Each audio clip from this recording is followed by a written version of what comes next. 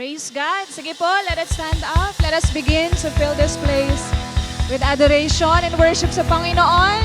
Merry Christmas, Light Church! Hallelujah. Sige po, pwede yung palampakan natin ng Lord. And let the joy of the Lord fill this house today as we worship Him. God, we thank you. We welcome your presence. We worship your name. We declare that you are good. Sa lahat ng panahon, Panginoon, you deserve our best worship. Jesus, come on, church, we sing. Joy to the world, the Lord is come. Let earth receive her King. Let every heart prepare Him room, and nature sing, and nature sing.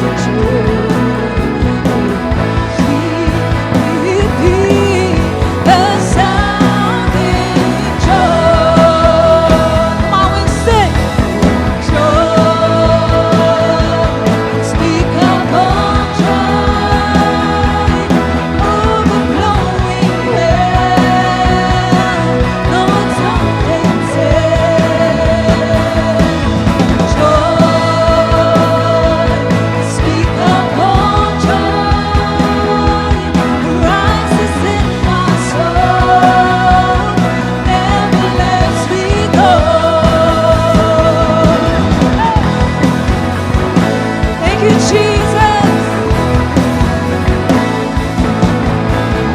He rules the world with truth and makes the nations prove the glories of His righteousness.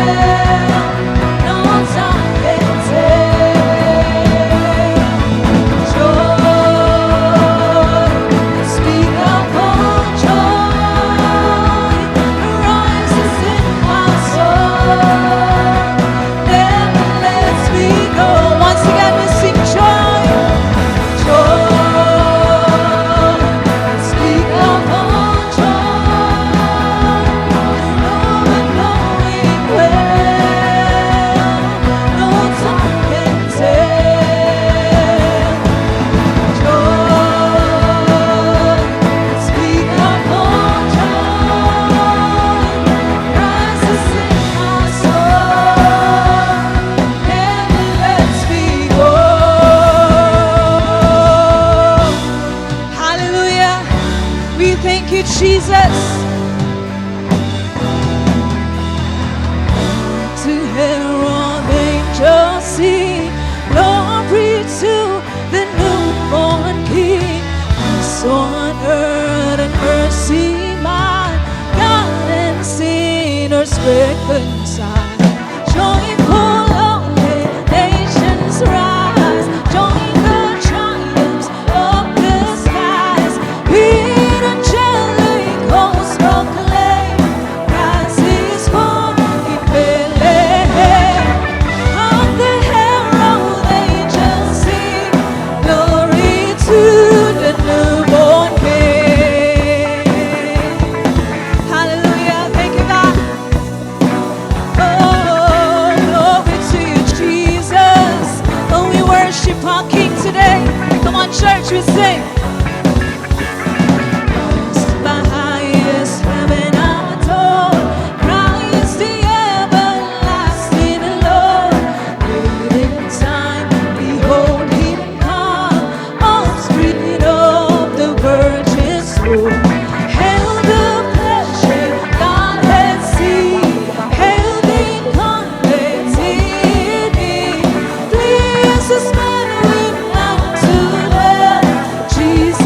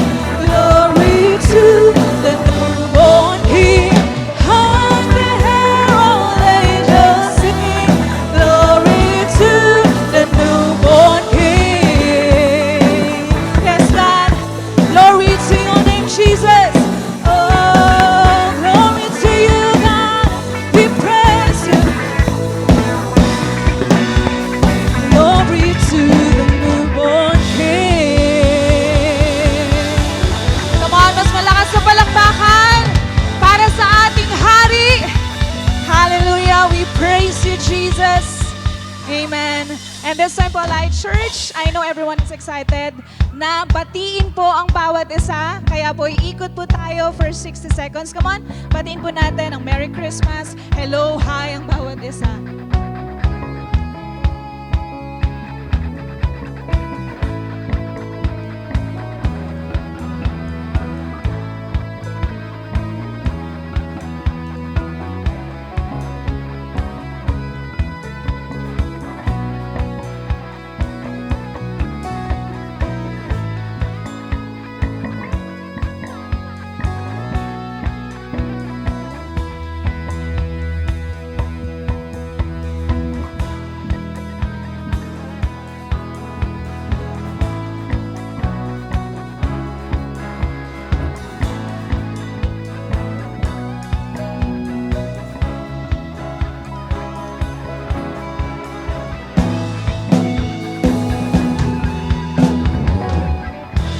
Hallelujah! A joyful Sunday Light family! Ayan po, Christmas is almost here. Ramdam na po natin ang busy season, lalo na't yung katabi mo. Tignan niyo po yung katabi ninyo. Yung katabi niyo, kaliwat kanan po yung Christmas party niyan. Amen po ba? Amen. Since it is a season of giving, pwede po bang bigyan natin ng the best na palakpakan at papuri ang ating the best na Diyos? Hallelujah! Amen! Dahil po dyan, sige po, maaari na po tayong magsiupo. Light family, we are on the third installment already of our December series entitled The King. And this is a reminder for all of us that we should prepare ourselves for the coming of the King, ang nag-iisa at walang iba kundi si Jesus Christ. Amen po ba?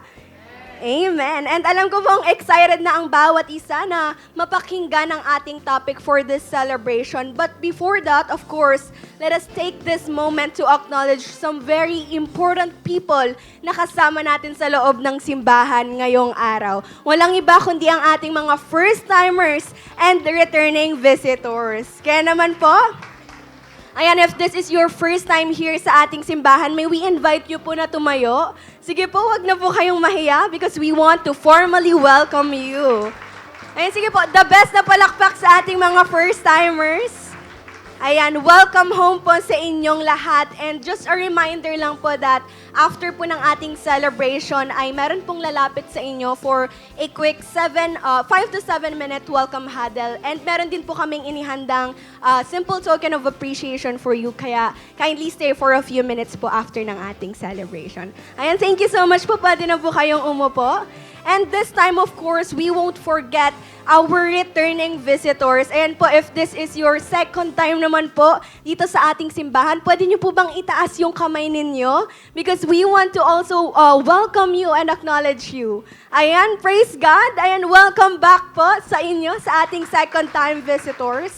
And we are also happy na pinili niyo pong bumalik dito sa ating simbahan. And meron din po kaming inihandang simple token of appreciation for you. Ayan po. Again, Light Family, let's give a big round of applause para sa buhay ng ating mga first-timers and returning visitors. Ayan, and this time naman po, it's time for our light news. So first of all, let's take this moment to congratulate our School of Discipleship graduates sa kanilang matagumpay na graduation kagabi. Sige po, pwede po bang taas ang kamay ng mga SOD graduates natin dyan? Ayan, praise God, palakpakan po natin sila. Congratulations po sa inyong lahat. And of course, sa lahat po ng bumubuo ng ating School of Discipleship, our teachers, admins, coordinators, and facilitators, thank you po. We appreciate you and congratulations as well. And this time naman po, to help everyone stay guided and connected during this busy Christmas season, here's our Sunday service schedule. For our on-site services po, we have 8 a.m., 10:30 a.m., 3 p.m., 5:30 p.m. and 8 p.m. And para naman po sa ating Light Kids Church, we only have 10:30 a.m. and 3 p.m. po. And para naman po sa ating online services via Facebook and YouTube Live, we have 8 a.m. and 10:30 a.m. And para po sa replays natin na via YouTube, we have 5:30 p.m. and 8 p.m. So feel free to invite po your friends and family and choose the service time that works the best for you. And that's all for our Light News. Light Family, alam ko pong ready na ang bawat isa na i-receive ang word ni Lord ngayon. Amen po ba?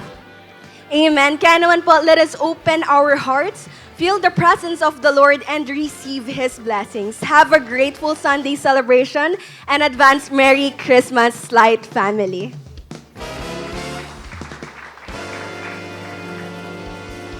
Yan po. Happy Sunday, Light Family. Ayan po, no, naramdaman na natin ang lamig ng simoy ng hangin. Ilang araw na lang, Pasko na. Kaya naman po, batiin natin ang katabi natin ng isang masigabong Merry Christmas. Blessed Sunday po sa inyong lahat. Allow me to introduce myself. I'm Sam Montemayor, a chef by profession, a proud dad. I'm truly blessed and honored to see you all today. And I believe po, excited na rin ang bawat isa, lalo ng katabi mo, to give and to give back to God. Amen po ba? Now, as we celebrate this season of giving, let me ask you something. Sino po dito ang nakakaalala ng series natin for the whole year of 2025? Yung Greater, tama po? And sino po dito naka-experience ng Greater this year? Greater career, greater opportunities, greater challenges, at iba't ibang klaseng greater. Pero sa kabila ng lahat ng ito, isang bagay ang malinaw. May greater tayong Diyos na kasama natin sa bawat season. Amen po ba? And because we serve a God who is who is greater than anyone and anything, naturally, He also invite us to trust Him in greater way. It remind me how God challenges His people in trusting Him, especially sa giving. Allow me to read Malachi 3:10. Bring the whole tithe into the storehouse, that there may be food in my house. Test me in this, says the Lord Almighty, and see if I will not throw open the flood of gates of heaven and pour out so much blessings that there will not be room enough to store it. This was the time po na when Malachi speak to the Israelites who have returned from the exile. Kahit na sa land na sila, naging careless ang kanilang worship dahil sa pag-neglect nila sa pagbigay ng tithes, naapektuhan ang templo at gawain ng Diyos. Ang hindi pagdadala ng tithes ay hindi ang issue ng giving, kundi sign ng wicked devotion at lack of honor sa Diyos. Sa Malakay 3:10, tinawag ng Diyos ang kanyang people na ibalik ang tamang worship through faithful tithing bilang expression ng obedience and reverence sa Kanya. At dito po pumapasok ang bigat ng sinabi ng Diyos sa Malakay 3:10. Test me in this. Hindi lang ito paanyaya para sa Israel noon, kundi imbitasyon din sa atin ngayon, isang hamon na magtiwala at sumunod kahit hindi malinaw kung paano gagawin ng Diyos ang kanyang pangako. And this is exactly what God's allow our family to experience. Let me share my testimony kung paano namin sinubukan magtiwala at sumunod at kung paano pinatunayan ng Diyos ang kanyang faithfulness sa buhay ng aming pamilya ngayong taon. This year po talagang sinubog ang faith namin pagdating sa pagbabalik sa Diyos. First quarter pa lang ng taon, nawalan po ng trabaho ang aking misis. Kasabay po noon, nagkasakit ng isang naming anak na si Gab. Sobrang bumaba po ang kanyang kalusugan. But praise God, last September po, nakapag-testify na kami kung paano binigyan ng Diyos ang aking misis ng bagong trabaho at kung paano rin po gumaling ang aming anak. Tunay pong naranasan namin ang provision at faithfulness ni Lord. Akala po namin doon na nagtatapos ang mabigat na season. Pero bago po matapos ang taon, muli na naman kami sinubok sa aming pananampalataya. Last September po, na-diagnose ang aking asawa na siya ay may right international mass. May bukol po sa loob ng kanyang ilong na kailangan operahan. Nung marinig po namin ang diagnosis, halo-halo po ang naramdaman namin. Natakot po kami bilang mag-asawa at magulang. Unang pumasok sa isip namin, paano kung may masamang mangyari? Napuno po kami ng tanong ng mga what ifs. Kung kakayanin ba namin, kung ano ang mangyayari sa operasyon, at kung paano namin haharapin ang mga susunod na araw. My wife also went into depression. Hindi man po kasi halata, pero sobrang hirap po siyang huminga. Dahil nakabara po ang bukol na yon sa airways niya at patuloy na lumalaki at lagi pong dumudugo. Financially, doon po namin mas naramdaman ang bigat. Kakabangon pa lang po namin mula sa mga naunang pagsubok. Tapos may malaking gastusin na naman para sa operation. At spiritually, doon po talaga nasubok ang aming pananampalataya. Hindi po dahil wala kaming tiwala kay Lord, kundi dahil araw-araw kailangan namin piliing magtiwala kahit hindi malinaw ang lahat ng sagot. Sa kabila po ng lahat ng ito, pinili namin kumapit kay Lord. Hindi po nawala ang takot, pero mas pinili po namin magtiwala kaysa magduda. Malaking challenge po sa amin kung paano namin pagkakasyahin ng sweldo. May bills, may pang-araw-araw na gastusin, at kailangan pang mag-ipon para sa operation. Pero kahit sobrang higpit namin sa budget, mas pinili pa rin namin unahin ang pagbabalik para kay Lord. Lagi ko pong sinasabi sa asawa ko noon, God will provide. At tunay nga po, hindi po kami binigo ng Panginoon. God provided everything was we needed. Sa araw-araw na gastusin, sa laboratory test ng aking asawa, at maging mismo sa operation niya. Halos wala po kaming binayaran. At higit sa lahat po, sinagot po ng Diyos ang aming panalangin. Successful po ang operation at hindi cancerous ang bukol. Dito din po namin naranasan ang suporta ng aming pamilya sa loob ng simbahan. Hindi lang financial, kundi sa moral support. Salamat po, Light Family. Thank you po sa inyo. Praise God po. At hindi lang po sa health namin naranasan ang provision ni Lord. Sa career ko rin po, binigyan ako ng Diyos ng project sa Batangas bilang consultant chef sa isang restaurant and cafe. Yeah, praise God po. Higit pa po doon, patuloy po akong ginagamit ng Diyos sa kitchen ministry. Bahagi po ako ng SOD facilitator. At kamakailan po, by God's grace, nakapag-start kami mag-asawa ng isang community life group sa San Pablo din Lupian, Bataan. Ayan po, praise God. Kaya po ngayon, buong puso po naming pinapatunayan ang test me in this ng Lord. At ngayon, pwede ko din pong sabihin na naging greater man ang storm sa buhay namin this year. Mas naging greater din ang pagpaparanas sa amin ng Lord ng kanyang grace at biyaya. Paulit-ulit kong itetestify na tunay nga God is faithful. God provides, God is greater in any storm in our lives. Lahat po ng papuri ay sa Kanya lamang. Praise God po. Bilang challenge po, subukan din po natin ang test me in this. Nang Lord, let us continue to obey God and be faithful sa ating worship. Sa Kanya through our tithes and offering. Hindi po ito tungkol lang sa pera, kundi sa ating pagtitiwala at pagpapakita ng pananampalataya sa Kanya. Kapag tayo ay tapat, handang ibigay ang bahagi ng ating natatanggap, pinapangako ng Lord na bubuksan niya ang floodgates of heaven at ibubuhos ang Kanyang blessing sa ating buhay. Amen po ba? Kaya naman, alam ko na excited na yung katabi mo na subukan ang test me in this ni Lord. No? Kaya po, while you are preparing your tithes and offering, let me pray for you. Dakila namin Diyos sa lahat, our greater God, our Jehovah Jireh, we thank you for this day kung saan pinakita mo sa amin na sa aming pagtitiwala sa iyo, hindi kami kahit kailan magkukulang or mawawalan. Kaya naman as we give back to you, Lord, we will do it wholeheartedly and faithfully. We honor you, Lord. We glorify you through our giving in Jesus' name. Amen. Let's give. May mga ushers po tayo sa paligid kung saan pwede nating ibigay ang tithes and offering natin. To those who wants to give online, you can send via bank transfer or e-wallet na naka-flash po sa ating screen. I believe po na hindi pa tapos si Lord. Patuloy po tayo mag-expect sa mga may experience natin ngayong araw. God bless us all. Enjoy the rest of celebration.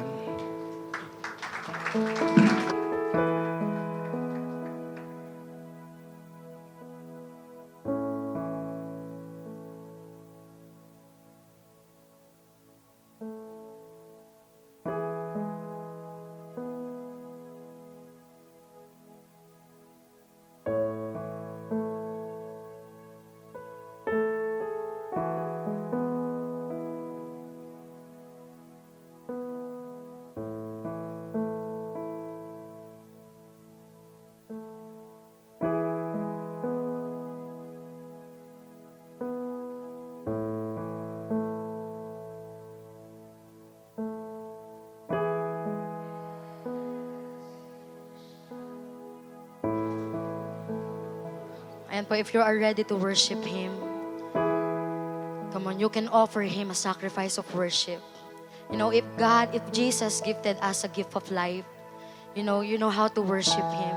You will give Him the best worship that you can offer to Him. Sige, lapit ka sa Panginoon. And just for His presence, come on, ask the Holy Spirit to move in this place, to move in our hearts. For our God is holy. good. He is our Savior. Lord, we thank you, Panginoon, for the gift of life, God, that you've given us. That's why, Lord, we come to you and offer this worship to you, Panginoon, wholeheartedly, God. Thank you, Jesus. Oh, we worship you. Oh, we glorify your name, God. Thank you, Jesus.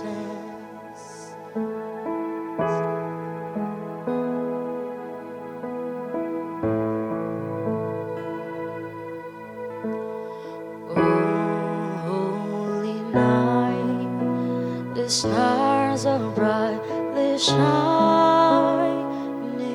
It is the night of our dear Savior's birth. Long lay the world in sin and narrow pining, till He appeared and the soul felt its worth. A thrill of hope, the weary world rejoices, for yonder breaks a new and glorious morn. Fall on your knees. Oh, hear the angel voices. Oh, night divine. Oh, night when Christ was born. Oh, night divine.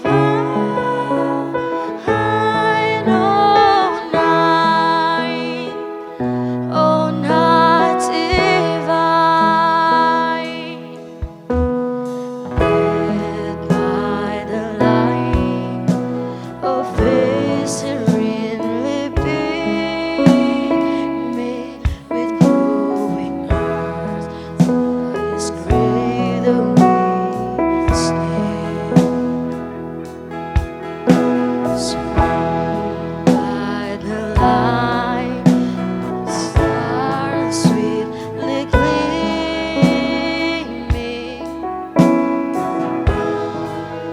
the roaring land,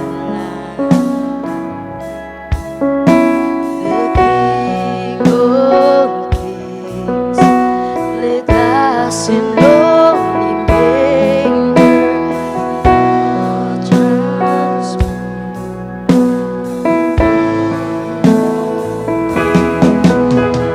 fall on your knees. Oh, hear the angel voices. Oh, night divine. Oh, night when Christ was born.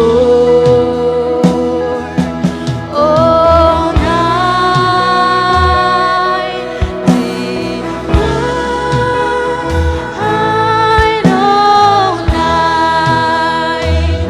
Oh, night divine.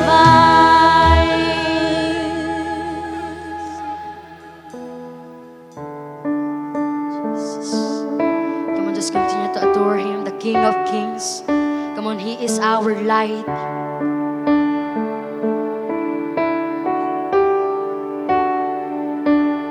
In the darkness we were waiting, without hope, without light, till from heaven you came running. There was mercy in your eyes to fulfill the law and prophets. To a virgin came the word, from the throne of endless glory to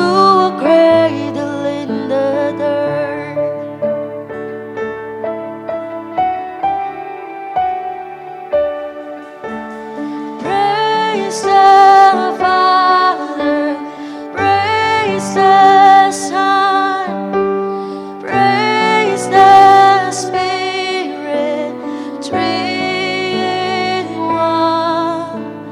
God of glory, majesty, praise forever to the King of Kings.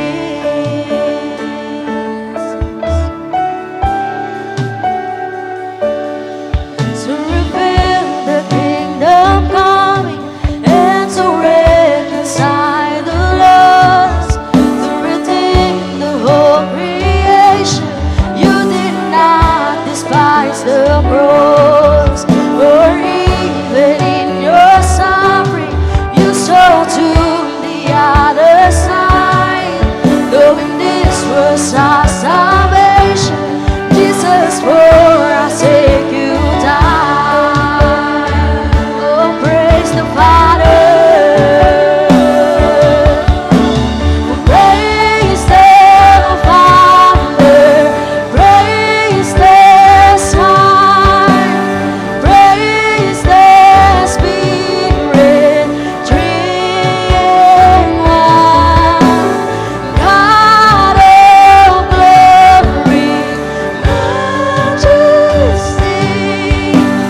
praise forever to the King of Kings.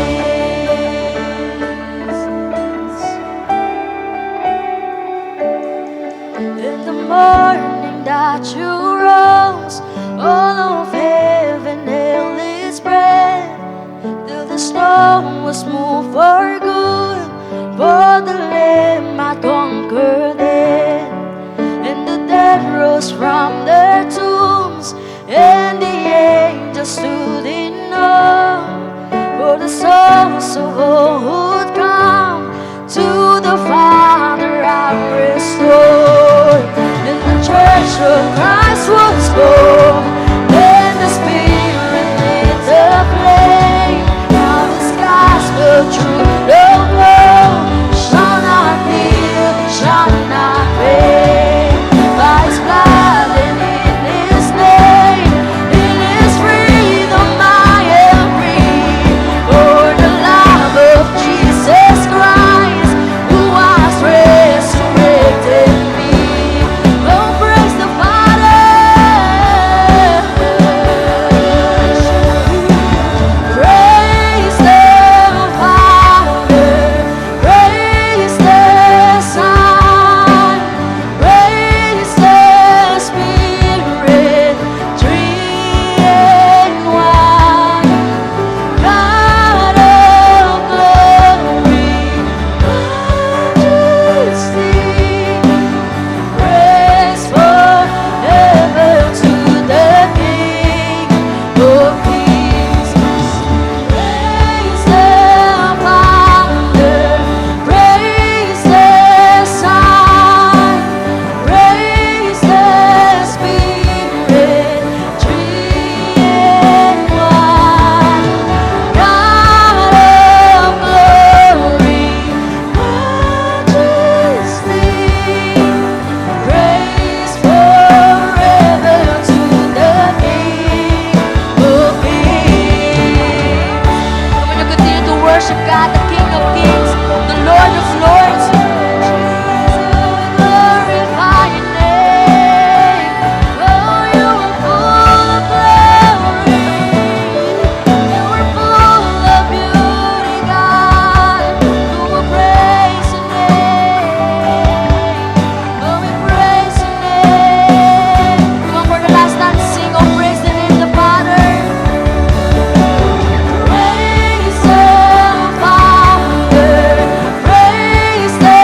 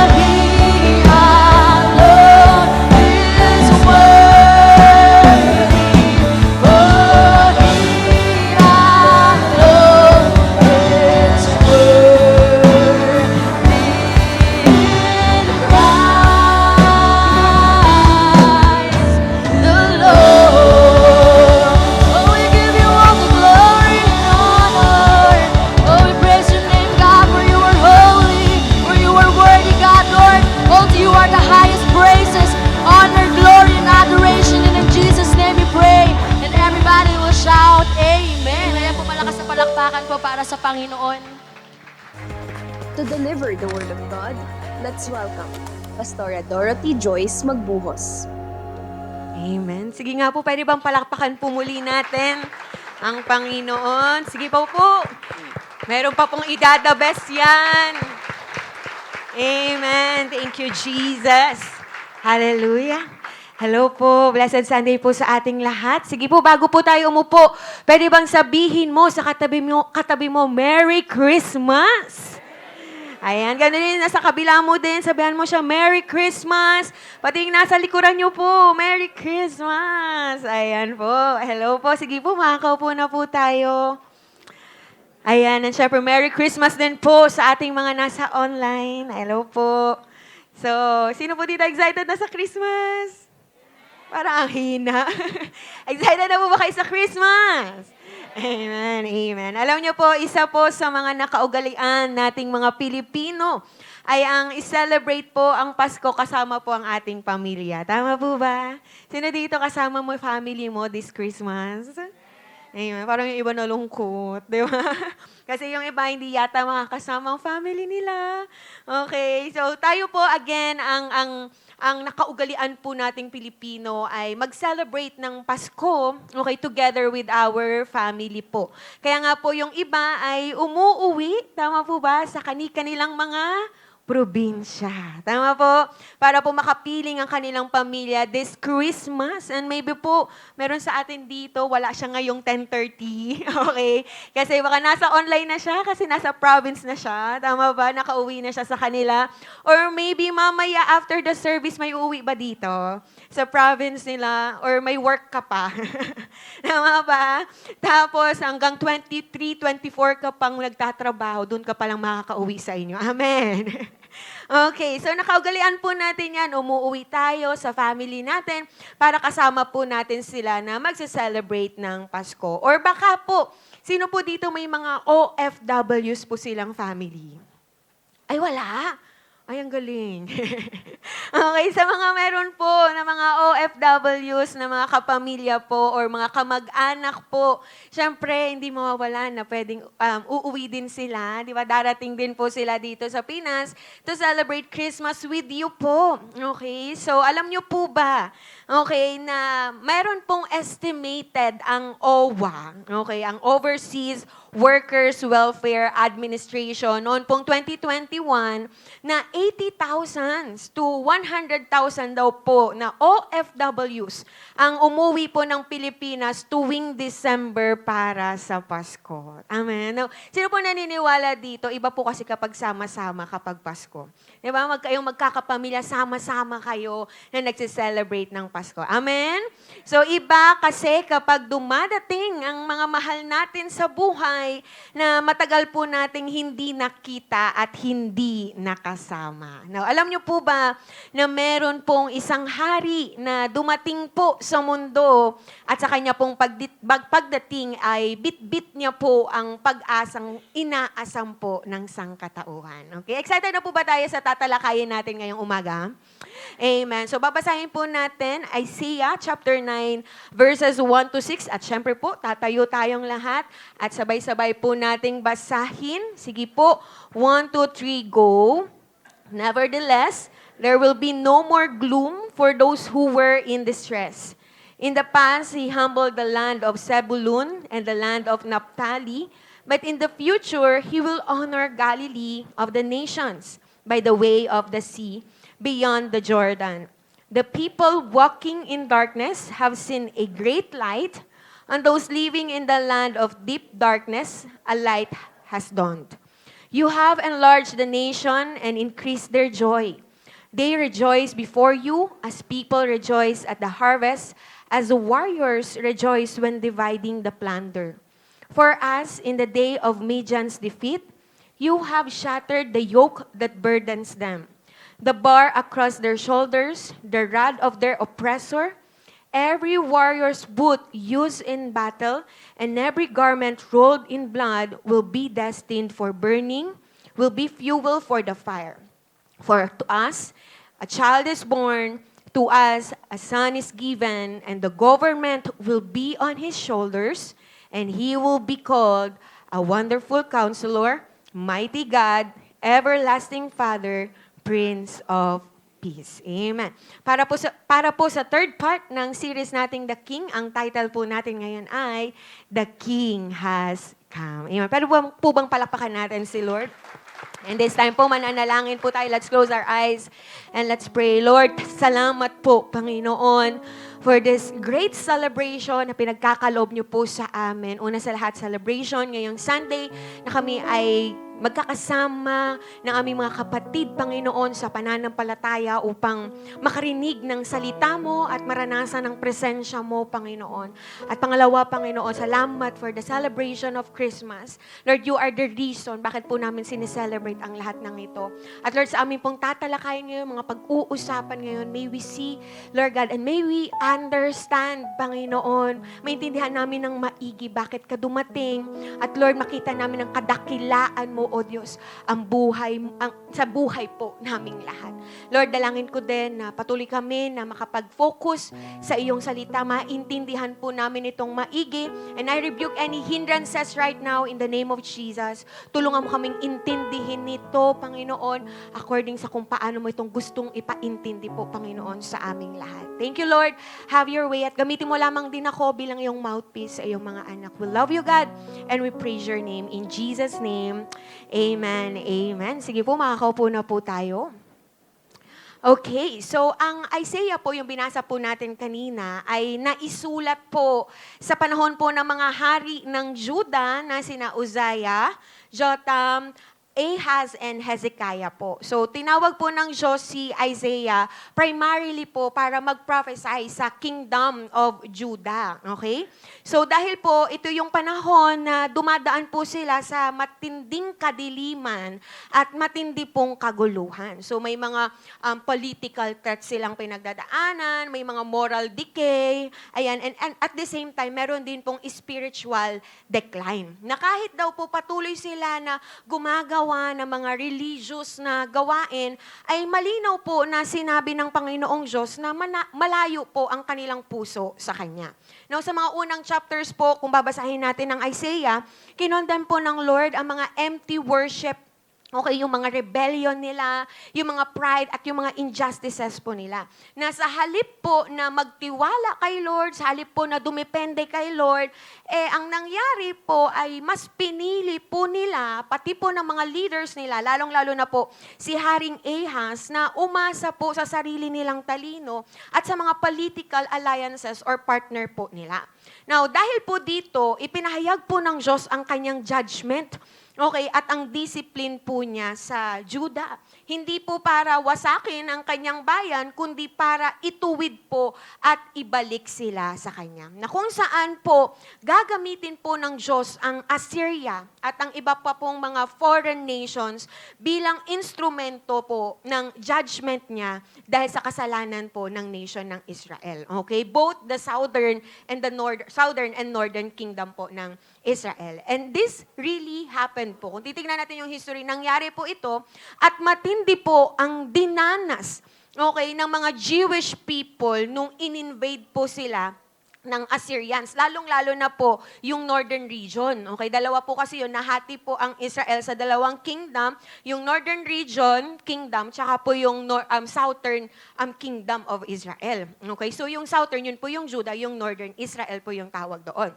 So, ang tawag dito, nasako po, or na-conquer po ng Assyria, okay, ang northern region. Okay, kaya po sila po talagang naapektuhan ng invasion po ng Assyria. Pero sa gitna po ng takot at kadiliman na ito, makikita natin na nagbigay po ang Diyos ng pag-asa. Okay? Doon po sa chapter 9, verses 1 to 6, yung binasa po natin kanina, ipinahayag po doon ng Diyos na may isang hari na darating na magiging tunay na pag-asa ng bayan sa gitna po ng kadiliman at ng kaguluhan. At ito po actually ay messianic prophecy na tumutukoy po walang iba kundi kay Jesus Christ na ating pong tagapagligtas. At na-fulfill nga po itong prophecy na ito nung dumating po ang ating Panginoong Jesus bilang sanggol, At iyon po ang kauna-unahang Pasko at ito po ang dahilan kung bakit nagdiriwang po tayo ng Pasko ngayon. Amen? Kung bakit ang lahat or ang buong Kristyanismo ay nagsiselebrate tuwing Pasko. Amen? At sa pagdating po niya, dala po niya ang tunay na kalayaan, tunay na kapayapaan at tunay na pag-asa. So ngayon po, pag-usapan natin, how did the coming of the King bring hope to the world? So sa madilim at magulong mundo, okay? Paano po nagdala ng pag-asa sa mundo ang pagdating ng hari? Okay? So unang-una is, the world was lost in darkness, but the King brought light. So ang mundo ay nalugmok sa kadiliman, ngunit dinala ng hari ang liwanag. Now, ang sabi po sa verse 1a, nevertheless, there will be no more gloom for those who were in distress. Now, yung salita pong gloom, can you say gloom? Now, yung gloom po dyan ay continuation po ng sinabi po sa Isaiah chapter 8 verse 22, na kung saan sinasabi po doon ang dadanasin nilang panahon ng kaguluhan. So sige po, balikan natin yung verse 22. Ang sabi doon, then they will look toward the earth and see only distress and darkness and fearful gloom, and they will be thrust into utter darkness. So wala daw po silang makikita kundi kaguluhan at katakot-takot na kadiliman kung saan dun daw sila itatapon. So binalaan po sila ni Isaiah, binalaan po ni Isaiah ang Judah dito na dahil po sa kanilang rebellion, at pagtalikod po sa Diyos ay darating ang Assyrian invasion. At ang resulta po ay kaguluhan at katakot-takot na kadiliman. So this means na ang darating po na pananakop ng Assyria ay magiging sobrang bigat. Especially po para sa mga northern kingdom or sa northern kingdom ng Israel. Particularly, ang nabanggit sa verse is Zebulun at land of Naphtali. Kasi po, base po sa history, ang northern kingdom ng Israel po talaga ang na-conquer at dinestroy po ng Assyria. Now, inatake din po nila ang southern kingdom, yung Judah po, pero hindi po talaga nila na-conquer.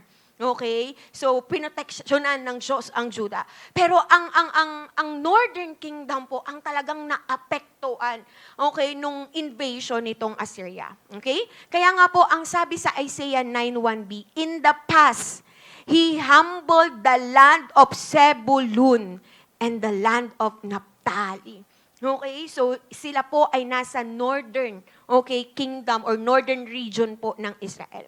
So sila po ang most severely na naapektuhan ng sakupin ng Assyrians ang Israel. So na-experience po talaga nila ang matinding kadiliman. To the point po na ang sabi po sa Isaiah 9:2, the people walking in darkness. So, ibig sabihin, yung mga tao na yun ay what? Namuhay, naglakad saan daw? Sa kadiliman. At ang darkness po ng tinutukoy dyan, una sa lahat, it is spiritual blindness. Spiritually, mga bulag sila. Okay? Yung pagiging bulag po nila sa katotohanan pagdating kay Lord. Paulit-ulit na pagsuway po nila kay Lord at hindi po nila nakikita yung sarili nilang mga kasalanan, hindi nila nakikita yung mga sarili nilang pride, hindi nila nakikita yung sarili nilang rebellion. Bulag po sila hindi dahil wala si Lord, hindi dahil walang Diyos. Bulag sila dahil ayaw nilang makinig kay Lord. Are you here? Another nakadiliman po na tinutukoy dyan is yung hopelessness po nila. Bakit? Yung feeling na wala na silang pag-asa. Nababalik pa yung dating sigla, yung dating karangalan na meron sila. Kasi talagang na-conquer po sila ng Assyria. And also po, sa panahon po ng ating Panginoong Jesus, ang lugar po nila ay tinuring ng mga Hudyo na marumi at sumasamba sa mga Diyos-Diyosan. Hopeless. Another po na darkness na nararanasan nila is fear, takot. Ikaw ba naman masakop ka ng makapangyarihan na bansa? So napuno sila ng takot, isipin mo, kinontrol po sila ng Assyria, na sumakop sa kanila. Tapos po, alam niyo po ba, na may iba pa sa kanila ay diniport sa iba't ibang parte ng Assyrian Empire.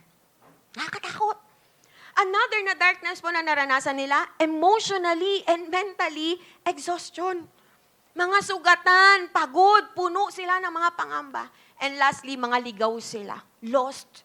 Yung darkness na nararanasan nila, ligaw sila, hindi nila alam na yung direksyon ng buhay nila and they don't know their purpose anymore. So kahabag-habag, tama ba? Yung sitwasyon nila.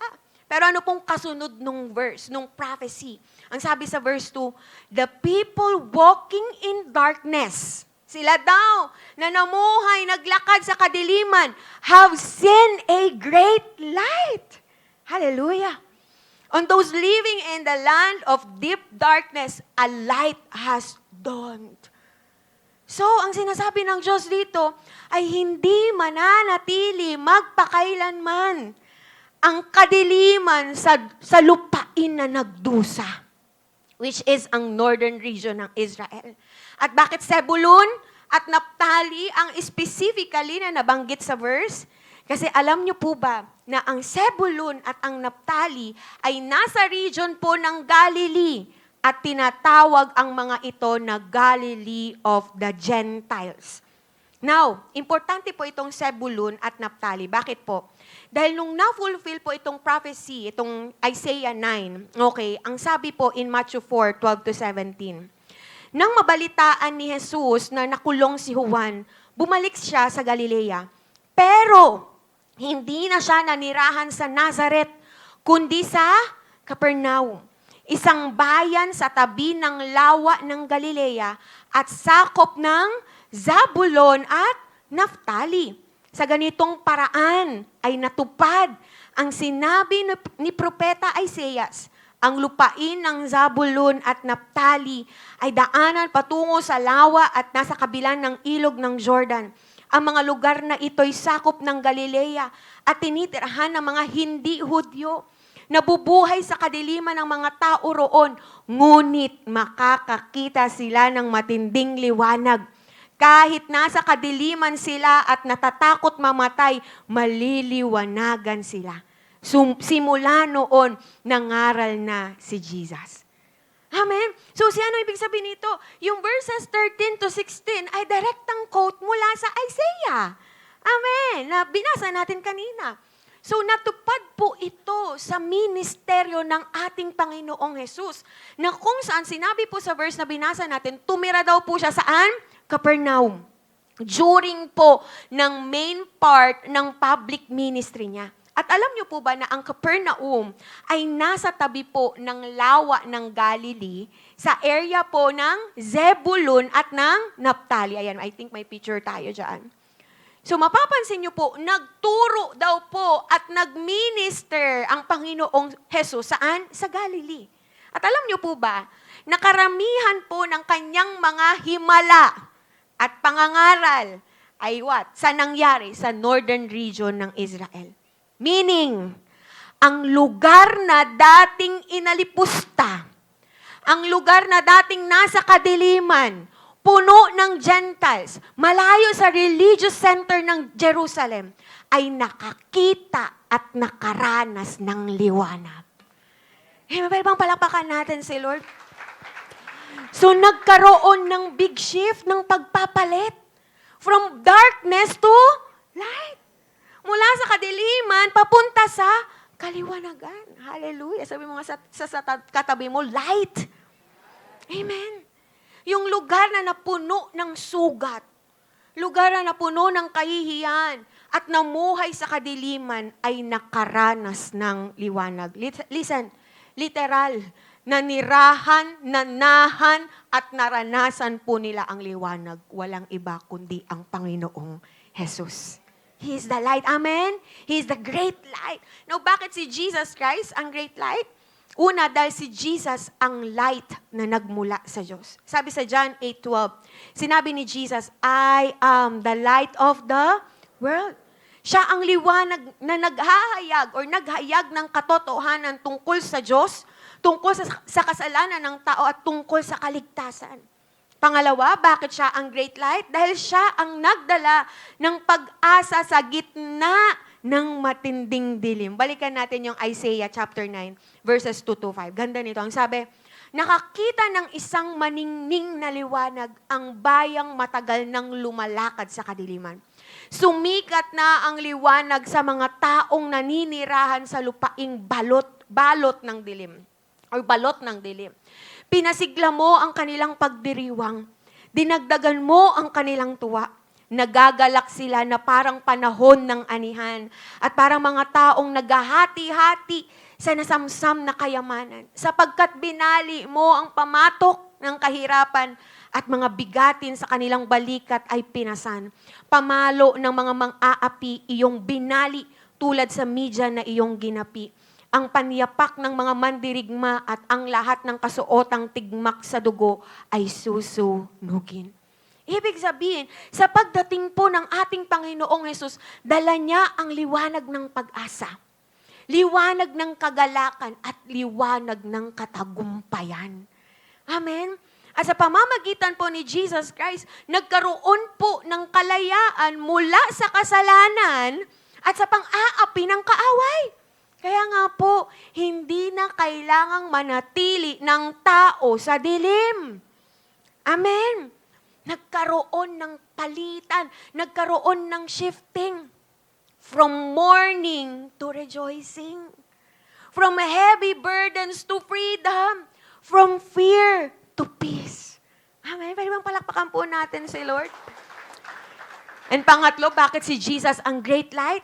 Dahil ang liwanag niya ay hindi lang nagpapakita ng daan, kundi nagbibigay ng buhay. Hindi lang direksyon, hindi lang guidance ang tinuro ng Panginoong Hesus. Nagbigay siya ng buhay nung dumating siya. John 1:4-5, in Him was life, and that life was the light of all mankind. Amen? Ibig sabihin, binubuhay niya ang mga patay spiritually at binabago niya ang direksyon nila. Hallelujah. Yung lugar na nakaranas ng kahihiyan, ng pananakop, ng kaguluhan, ng kadiliman, ay siya ring nakakita ng liwanag. Alam niyo po, ito ang irony ng grace. Kung saan pinakamadilim, doon sisikat ang liwanag ng Diyos.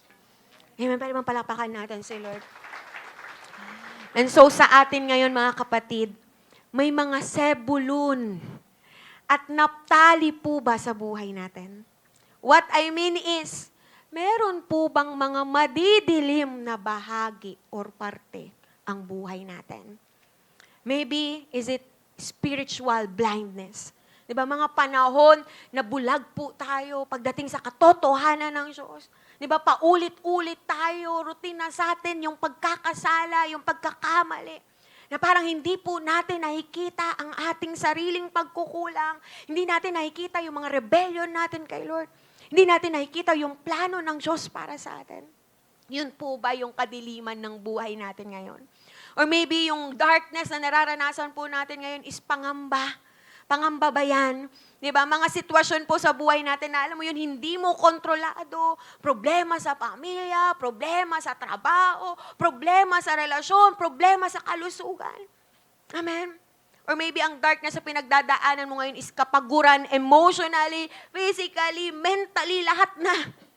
Diba? Kasi yung pagod na nararanasan mo paulit-ulit, diba? Parang hindi natatapos, diba? Kararating lang nung pinagdadaanan mo, yan na naman. Diba? Sa dami ng mga responsibilities mo sa buhay, sa mga pang-araw-araw na stress na kinakaharap mo, pakiramdam natin parang hindi na natin kaya physically, mentally, at pati ng puso natin hindi na natin kaya. Amen? Or maybe yung darkness na yan, kahihiyan ba yan? Or sugat ba yan from the past? Di ba yung mga nakaraang pagkakamali ba natin yan? Yung mga nakaraang pagkakasala ba natin yan? Pagkabigo, mga traumas ba natin yan na paulit-ulit? Alam mo yung binabalik sa'yo, pinapaisip sa'yo na nagpapahirap sa ating mga sarili. Or maybe baka yung darkness na pinagdadaanan natin is kawalan ng direksyon. Kawalan ng purpose. Alam mo yung nakakita ka naman physically, pero parang hindi mo na alam kung saan ka patungo. Parang kang naglalakad sa kadiliman. Amen? Na parang wala ng saysay ang buhay natin. Hindi ko po alam kung anong darkness ang pinagdadaanan natin. Pero isa lang po ang alam ko. malinaw ang mensahe ng Diyos. Anumang kadiliman yan o gaano man kadilim yan, kayang-kayang pagliwanagin ng ating Panginoong Jesus. Because He is the great light. Na kahit po sa pinakamadilim na bahagi ng iyong buhay, tingin mo wala na yung pag-asa, pwede mo pa rin maranasan ang pagbabago. Pwede mo pa rin maranasan ang pag-asa, ang kaliwanagan at ang kalayaan sa pamamagitan po ng ating Panginoong Jesus. Amen? Kaya yan i-shift ng Lord, 'di ba, from darkness to light. Amen? Pwede bang palakpakan po ulit natin si Lord? Amen. That is our number 1. And pangalawa po, how did the coming of the King bring hope to the world? Number 2, the King was born in humility, but glorious is His identity.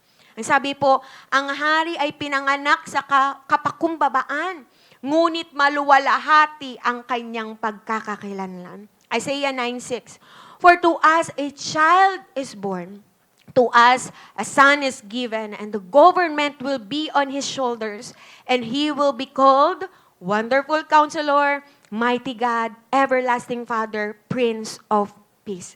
Now, alam niyo po ba na yung chapter 9, okay, yung binasa natin, yung prophecy na yon, ang pinakasentro at ang pinakatutok po ng prophecy sa Isaiah 9 ay walang iba kundi itong verse 6. Okay? Dito po kasi malinaw na ipinakita kung paano dumating ang hari at kung sino talaga siya. Okay? Una, pinakita dito ang humble arrival of the King. Okay? Ang sabi, for to us a child is born. Can you say child? Okay? Sanggol. Na which is, nagpapakita po ito ng humanity. Okay? Ng pagkatao po ng ating Panginoong Jesus. Na ang tagapagligtas po natin, okay, ang tagapagligtas po ng mundo ay hindi po dumating bilang isang anghel. Hindi din po siya dumating, alam mo yun, na agad-agad makapangyarihan na hari, kundi bilang isang sanggol. Amen? Tinanggap niya po ang ating humanity na may kahinaan, na may limitasyon, para saan? Para maligtas tayo mula sa kasalanan. Now, alam po natin ang kwento ng kapanganakan ng ating Panginoong Yesus. Amen? Diba? Hindi po siya pinanganak sa palasyo. Diba? Pero isinilang siya sa isang sabsaban, diba? Sa isang manger, na which is lalagyanan ng pagkain ng hayop. So, ang unang higaan niya ay hindi gininto ang higaan. Ang unang niyang higaan, sabsaban. Walang royal announcement, walang red carpet, walang marching army. Kasi hari, wala nun. Si sina Joseph at Mary noon, naglakbay sila ng napakalayo. Tapos nung dumating sila sa Bethlehem, wala ni isang bahay panuluyan ang tumanggap sa kanila. Bakit? Dahil puno lahat ng ito. No room, no comfort, no recognition. Ang sabi sa Luke 2:7, and she gave birth to her firstborn, a son. She wrapped him in cloths and placed him in a manger because there was no guest room available for them. Isipin niyo po yun. Yung matagal na nilang hinihintay na hari, na Messiah, nung dumating siya, walang space ang mundo para sa kanya. Kahit pa siya ang lumikha ng mundo. Dumating ang hari, pero hindi siya pinansin ng mundo. Hindi siya kinilala, hindi siya tinanggap. Why? Because the people expected a warrior king. Yung malakas, yung political, yung makapangyarihan na leader na magpapalaya sa kanila mula sa Rome. But God sent a child. Dahil ang problema po ng sangkatauhan ay hindi lang political oppression, kundi spiritual separation mula sa Diyos. At ang solusyon, hindi espada, kundi ang cross ng ating Panginoong Hesus. Amen? So the King has come not to impress the world, but to save it. Amen? Pwede mong palakpakan po natin ang Diyos. Pero kahit po humble in birth, pangalawa, pinakita po sa Isaiah 9:6 ay ang glorious identity po of the King. Ang sabi sa verse, for to us a child is born, to us a son is given. So yung child is born, nagpapakita ng humanity ni Jesus. But here, a son is given, ay nagpapakita naman po ng divinity ng Diyos or divinity ng hari ng Panginoong Yesus. At siya po ang kaloob ng Diyos na ipinadala mula sa langit para sa kaligtasan ng sangkatauhan. John 3:16, For God so loved the world that He gave His one and only Son. So, Son is given. So, malinaw din na sinabi sa Isaiah 9:6, and the government will be on His shoulders. Ibig sabihin si Jesus, ang may hawak ng tunay na kapangyarihan at pamamahala. At ang pamumuno po niya ay hindi po base sa dahas, pero nakabase sa katotohanan, sa katuwiran at sa pag-ibig. At hindi lang po yun ang sabi, tatawagin siyang Wonderful Counselor, Mighty God, Everlasting Father, and Prince of Peace. So ang kanyang pangalan po, mga pangalan po na ito ay naghahayag po ng kanyang kaluwalhatian. Unang-una, yung Wonderful Counselor. Ibig sabihin po, siya ay mayroong perfectong karunungan, perfect na karunungan. Hindi po siya nagkakamali. Ano pa? He is the mighty God. Hindi lang po siya guro, hindi lang po siya propeta, hindi lang po siya tao, na tulad ng sinasabi po ng iba. Siya po ay Diyos din na makapangyarihan sa lahat.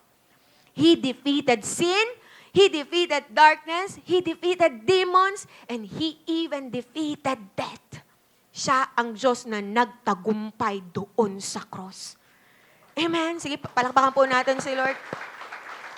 And another na pangalan niya na nagpapakita ng glory niya, He is the everlasting Father. This means wala pong katapusan ang kanyang pag-aaruga. Amen. And lastly, siya daw po ang Prince of Peace. Siya ang nagdadala ng tunay na kapayapaan. Amen? Siya ang nag-ayos ng nasirang relasyon ng tao at Diyos. At siya ang nagbibigay ng kapayapaan kahit may problema at kaguluhan. Amen?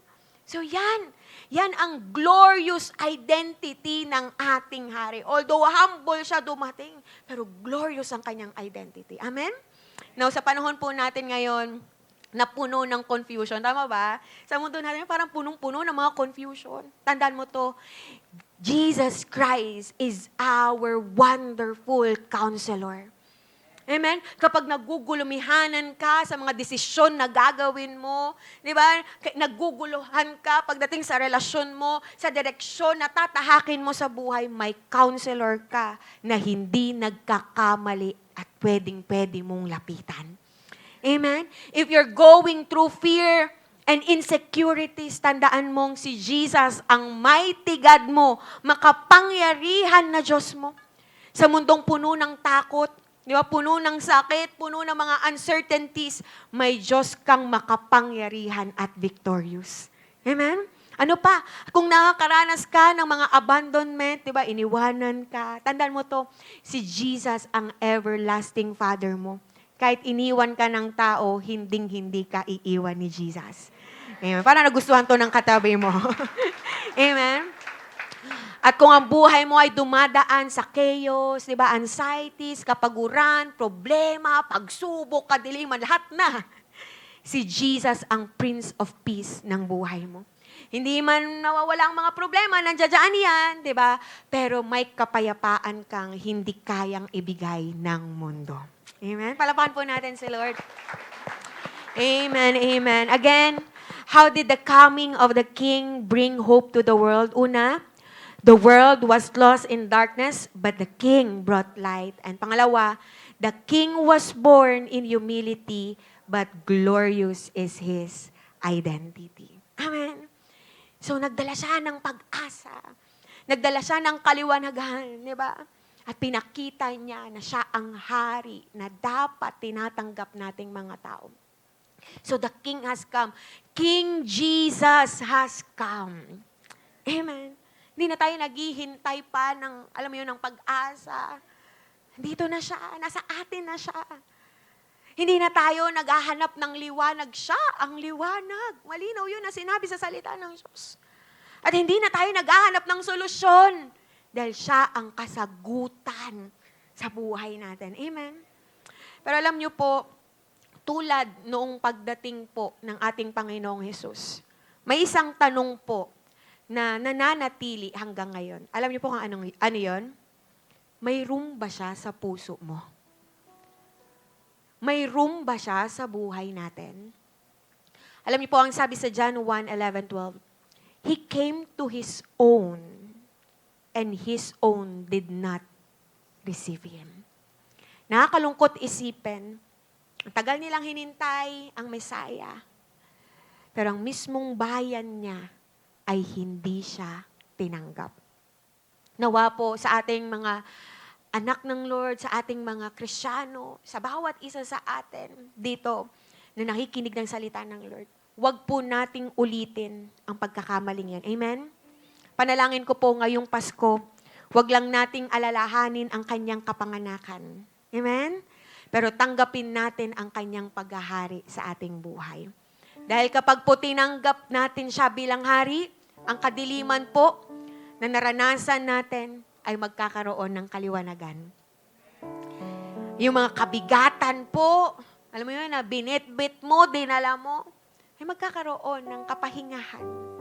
At ang kaguluhan po na naranasan natin ay magkakaroon ng kapayapaan. Amen?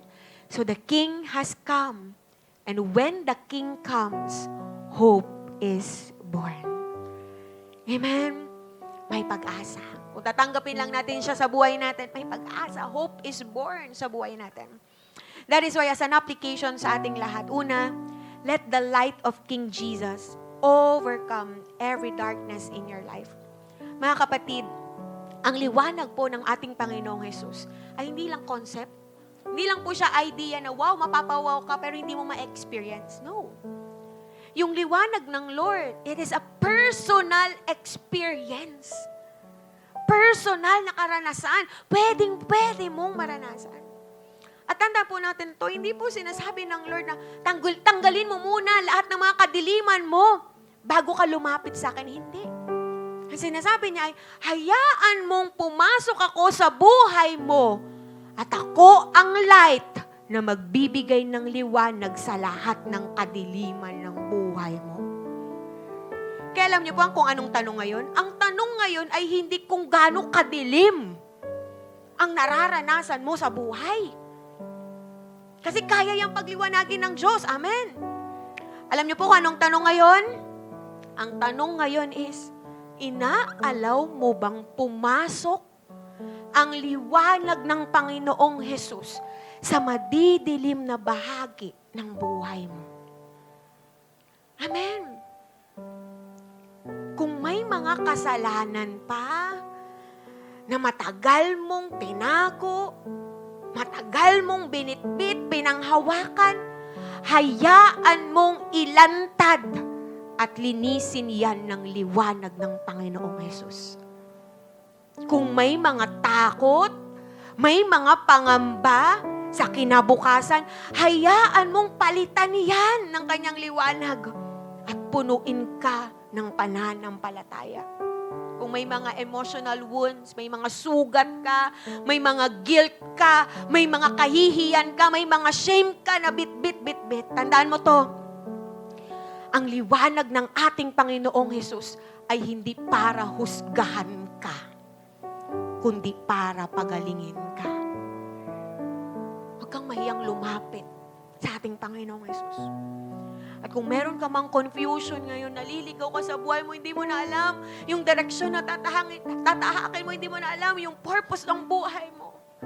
Ang liwanag ni Jesus ang magpapakita ng tamang daan para sa'yo. Hindi ka maliligaw sa ating Panginoong Yesus. Amen? Mga kapatid, hindi siya dumating as light bilang liwanag para manatili tayo sa kadiliman. Dumating si King Jesus para maranasan mo ang liwanag. Amen? Kaya ngayon, anong area ng buhay mo ang kailangan mong dalhin sa liwanag ng ating Panginoong Hesus ngayong Pasko? Huwag na nating tago. ibigay na natin sa Kanya, i-open na natin sa Kanya, at hayaan natin na mag-shift, magkaroon ng palitan, ng pagbabago ang buhay natin from darkness to light. Mula sa kadiliman, papuntang kaliwanagan. Amen? Ang pangalawa na gagawin natin, welcome Jesus and receive Him as King in every area of your life. Alam ko pong naintindihan na po natin na tagapagligtas natin ang Panginoong Yesus. Amen? Pero ang tanong po sa atin ay, hari ba siya ng buhay mo? O bisita lang? Na kung kailan mo lang siya gustong i-welcome, doon mo lang siya papapasukin, tapos kapag hindi mo siya trip i-welcome, papalayasin mo siya, papalabasin mo siya. Bisita lang ba siya ng buhay natin? Na mayroon lang mga, alam mo yung parte or aspeto ng buhay mo, natanggap mo siya, na welcome siya bilang hari, pero the rest hindi na. Alam niyo po mga kapatid, maraming tao ang masaya at tanggap po si Jesus Christ bilang tagapagbigay ng blessings. Ay, syempre, blessing yun. Masaya sila. Blesser ko si Lord yun, si Jesus yun. Maraming masaya kapag sila ay tumatanggap ng, alam mo yun, ng payo, kapag may mga problema sila. Savior kapag kailangan nila. Alam niyo po, hindi lahat ay handang tanggapin siya bilang hari ng buhay nila. Why? Kasi kapag hari mo ang Panginoong Jesus, hindi mo lang siya kinakonsult kapag kailangan mo ng advice. Sinusunod mo din siya. Hindi lang siya option ng buhay mo, pero top priority mo siya. Hindi lang siya parte ng buhay mo, kundi siya ang buhay mo at sentro ng buhay mo. Amen. Itong panalangin ko ngayong Pasko, nawa hindi lang bonus ang tatanggapin niyang katabi mo. Praise the Lord, may bonus siya. Nawa hindi lang pamasko, hindi lang regalo, hindi lang handa, hindi lang bisita ang tatanggapin mo. Pero higit sa lahat, ang hari ng buhay mo na si Jesus Christ ang tatanggapin mo. Baka kasi hanggang ngayon, kumakatok pa rin siya sa buhay mo. Tagal niya nang kumakatok sa buhay mo para maging hari sa mga decisions mo, sa mga relationships mo, sa finances mo, sa career mo, sa pag-aaral mo, sa pamilya mo. This Christmas, wag mo lang siyang i-celebrate. Iluklok mo din siya bilang hari ng buhay mo sa bawat aspeto ng buhay mo. Amen? Pwede bang palakpakan po natin si Lord? So again, ano po yung gagawin natin? Let the light of King Jesus overcome every darkness in your life and welcome Jesus and receive Him as King in every area of your life. And this time, as we close our eyes, sige, pikit mo yung mata mo. Mga kapatid, dumating ang Panginoong Jesus para bigyan ka ng pag-asa, para bigyan ka ng liwanag, bigyan ka ng kagalakan, bigyan ka ng kapayapaan. Dumating na siya. We have our Savior. May Savior ka na. May light tayo. May great light tayo. At may hari tayo. The King of Kings and the Lord of Lords. But the question is, tinanggap mo na ba siya? Baka yes, matagal ka nang nagsisimba. Pero baka meron pa rin na mga bahagi ng buhay mo na sarado kay Jesus. Off limit si Jesus. Na baka hanggang ngayon sinasabi mo, Lord Jesus, hanggang dyan ka lang. Ako nang bahala sa parte na to ng buhay ko. Pakialaman mo lahat, pero wag lang tong parte na to ng buhay ko. Baka meron pang parte ng buhay natin na tayo pa din yung hari. Kaya kung mapapansin mo, ang dilim sa parte na yon. Dahil madaming failures, paulit-ulit na failures, paulit-ulit na nahuhulog sa kasalanan. Kasi hindi natin pinapasakop sa tunay na hari ng buhay natin. Baka kilala mo ang Panginoong Jesus bilang Savior, pero hindi pa siya hari ng puso mo. Tayo pa din ang nasusunod. Jesus, tagapagligtas kita. Pero ang sarili ko pa din ang hari ng buhay ko. Yung kagustuhan ko pa din, yung kalooban ko pa din ang masusunod sa buhay ko. And God is speaking to us right now. In that aspect of your life, yan sa parte na yan ng buhay mo. Hindi ko alam kung maliit yan na parte ng buhay mo or malaki yan. Pero importante yan sa Panginoon. But God is speaking to you right now. Surrender it to Him.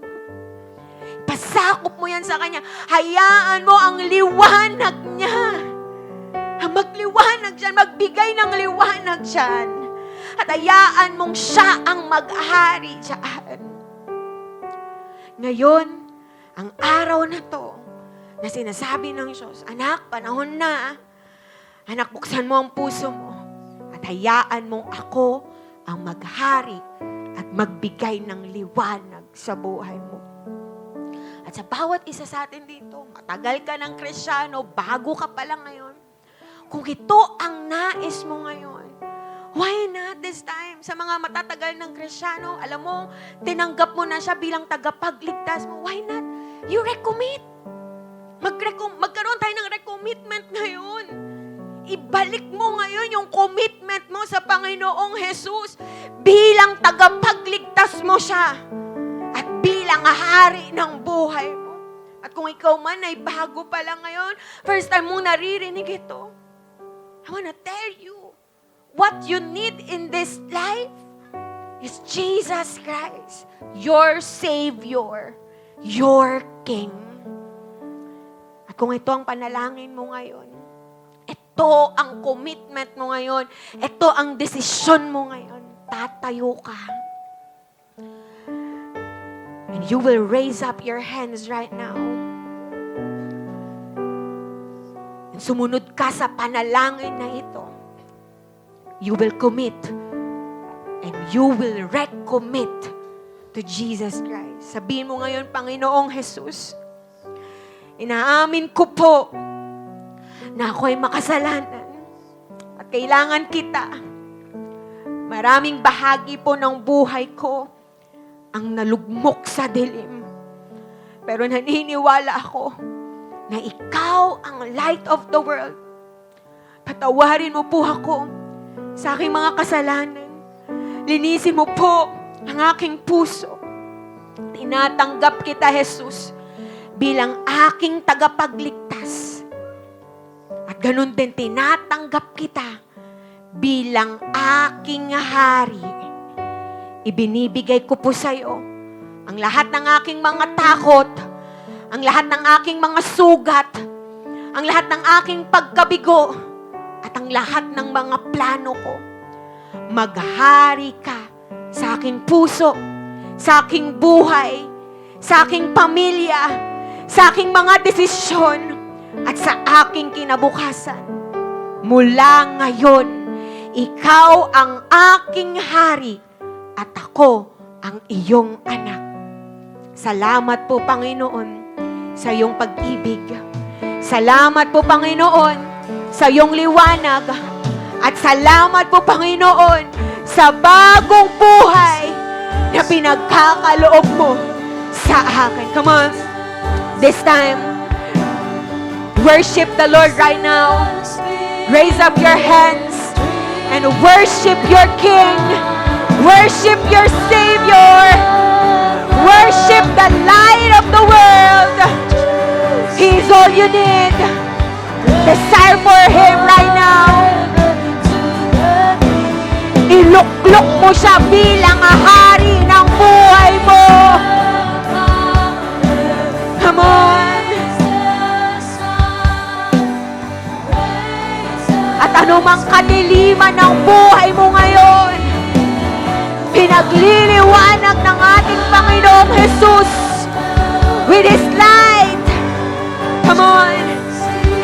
sin, nilalantad, nililinis sa liwanag ng Panginoong Jesus. Every confusion, every fear, pinapalitan ng pananampalataya ng Panginoong Jesus.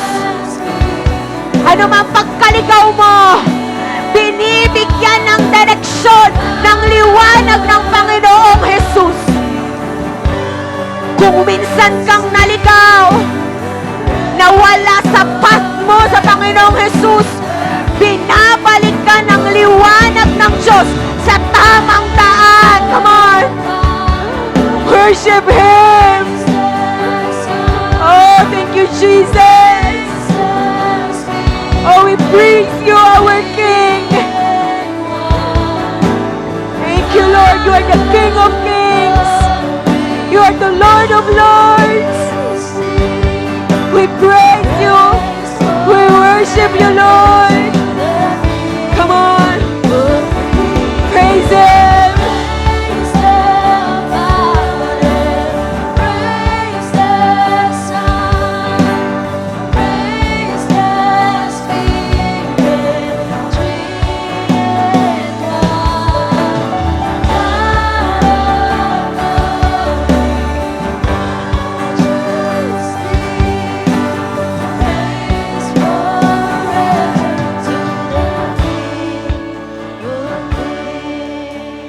And ikaw na tumanggap sa Panginoong Jesus. Hindi lang bilang tagapagligtas, pero bilang hari ng buhay mo.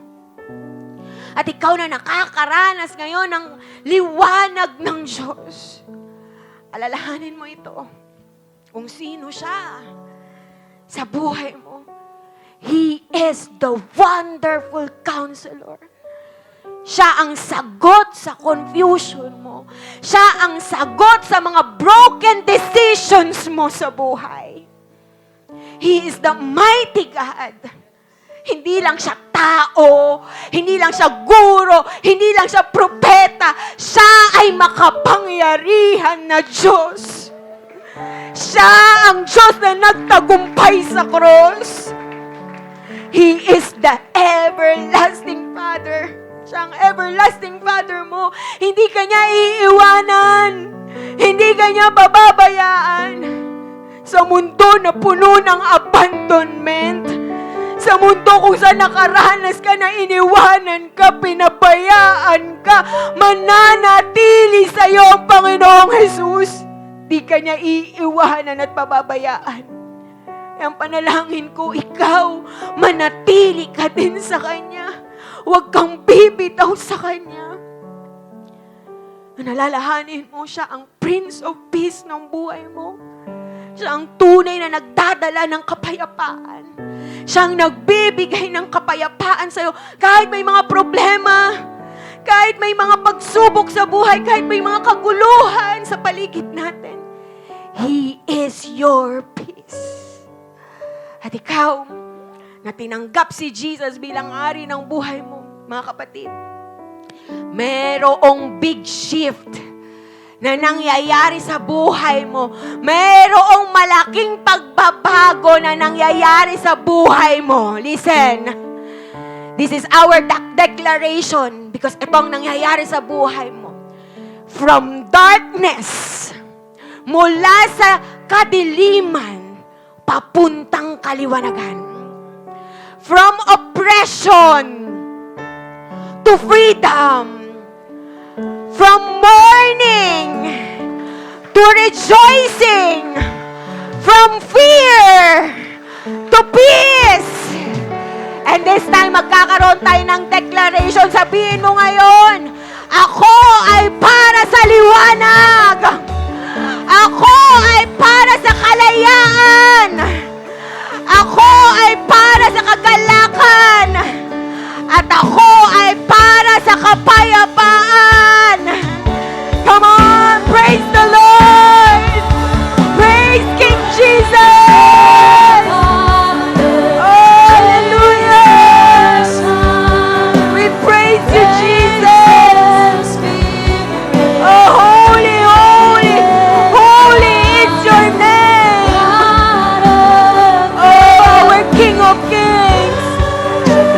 of Lords. We praise you. We praise you, God.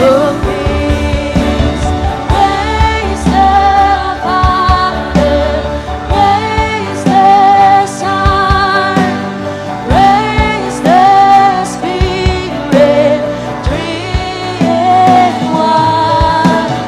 God of glory, majesty. Come on, praise Him. Nang may pasasalamat, praise Him na nirinisip mo na kung anong victory ang meron ng hari mo, yun din ang meron ka. Receive it. Receive the hope. Oh, thank you, Jesus. God of glory, majesty, praise forever to the King of Kings. Praise the Father, praise the Son, praise the Spirit, three in one. God of glory, majesty, praise forever to the King of Kings. Come on, best cup offering to God. Best cup offering sa ating hari. Hari ng mga hari.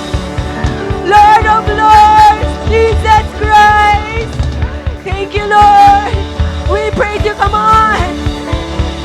Over Him the best love, the best praise, the best worship. Oh, there's more, more, more. You deserve it. Receive it, King Jesus. Receive it, King Jesus. Thank you, Lord. Hallelujah. Thank you, Jesus. We love you. We praise you. In Jesus' name. Amen. Amen. Hallelujah. There's a reason to celebrate. Come on, let's sing this to Jesus. Thank you, Lord, sa mga habol po ng kanilang tithes and offering. Lapit na lang po tayo dito sa harapan.